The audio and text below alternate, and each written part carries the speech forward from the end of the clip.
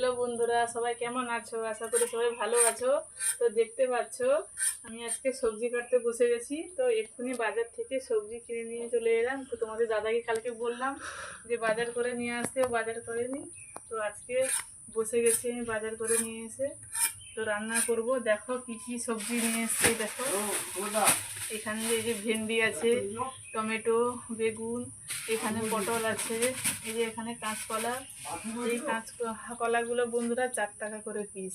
তোমাদের ওইখানে কত করে পিস আমাকে বলবে। এখানে কুঁদলি আছে, এই যে কুঁদলি দেখো বন্ধুরা, এগুলো পুরো দেশি কুঁদলি। এই যে দেশি কুঁদলি দেখো বন্ধুরা, কত মোটা মোটা, দেখেছো? এগুলো প্রচুর টেস্ট। তো এখানে পটল কেটেছি, মাছ দিয়ে ঝোল করব। আর এখানে এখানে সব রকম সবজি দিয়ে একটা লটপটি মতন করব, আর কুঁদলি ভাজা করব। তো কী কী রান্না করব তোমাদের সঙ্গে শেয়ার করব। তো চলো। এই যে বন্ধুরা, আগে মাছগুলো ভালো করে ভেজে নিচ্ছি। এই যে দুটো মাছ দিয়েছি। তো বন্ধুরা দেখতে পাচ্ছ, ভালো করে মাছগুলো আগে ভেজে নিই, তারপরে অন্যান্য তরকারি করব। তো চলো। তো বন্ধুরা, আমার ছেলের আজকে স্কুল ছুটি। আজকে শুক্রবার, কালকে শনিবার, 2 দিন ছুটি। তারপর দিনেও ছুটি, রবিবার ছুটির দিন। তো বন্ধুরা, আমার ছেলে পটলের আলু ঝোল খেতে খুব ভালোবাসে। তার উপরে বড় মাছটা আমার ছেলে খুব ভালোবাসে। ছোট মাছ খায় না, আর চিংড়ি মাছটা খেতে ভালোবাসে। তো আজকে একটা বড় মাছ নিয়ে এসেছি, মৃগেল মাছ।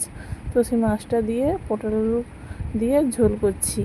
তো বন্ধুরা, কেমন হচ্ছে ঝোলটা আমাকে সবাই কমেন্টে জানাবে। তো চলো, ঝোলটা একটু ফুটে গেলে মাছ দিয়ে একটু গরম মশলা দিয়ে নামিয়ে নিব। তো একটু ফুটে যাক, তারপরে মাছ দিব।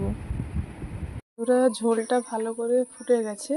এবার আমি ভেজে রাখা মাছগুলো দিয়ে দিব, দিয়ে একটু গরম মশলা দিয়ে নামিয়ে দিব। চলো, ঝোলের কাজ এবার কমপ্লিট হলো।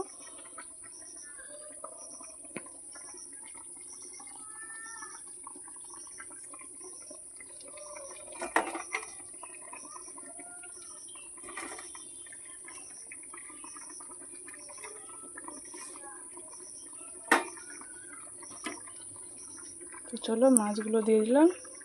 তো চলো বন্ধুরা, ঝোল হয়ে গেল।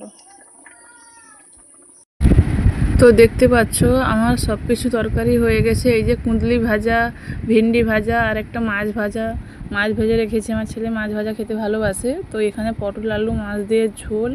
এই যে বন্ধুরা, হয়ে গেছে আমার সব রকম তরকারি পুরো কমপ্লিট। আর বাকি শুধু ভাতটা বসছে, ভাতটা হয়ে গেলে রান্নার কাজ পুরো কমপ্লিট। এই যে এখানে একটা লটপটির মতন আছে, 2 রকমের ভাজা, মাছ ভাজা, লটপটি আর মাছের ঝোল, পটল আলু তরকারি।